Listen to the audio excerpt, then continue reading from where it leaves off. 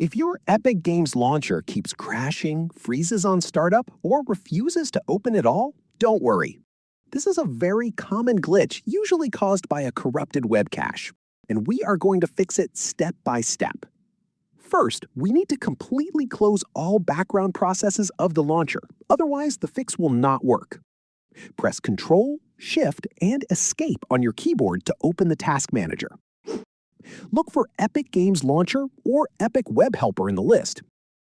Right-click on them and select End Task.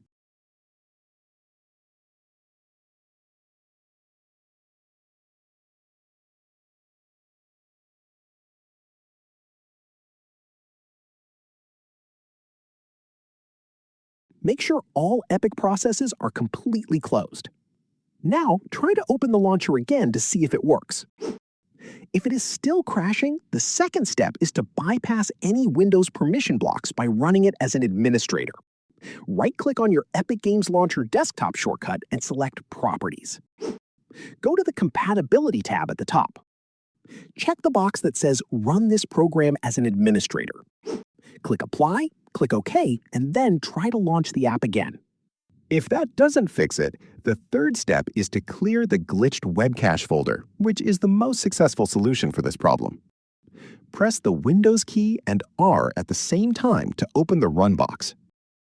Type %local app data, %, and hit Enter. This will open a hidden folder on your PC. Find the folder named Epic Games Launcher, open it, and then open the saved folder. Inside, you will see a folder named Web Cache, and potentially others like Web Cache 4430. Right-click and delete all folders that contain the word Web Cache. Don't worry, this will not delete your installed games. Once those folders are deleted, close the window and launch the Epic Games Launcher. It will automatically download a fresh, clean cache layout and open up perfectly fine. However, if absolutely nothing worked, your installation configuration is completely broken. Your final option is to open your Windows Start menu. Type Add or Remove Programs. Find Epic Games Launcher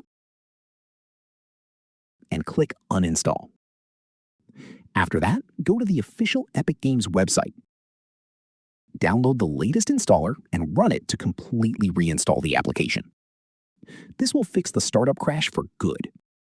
If this step-by-step guide helped you out, please leave a like and subscribe for more straight-to-the-point tutorials. See you in the next one.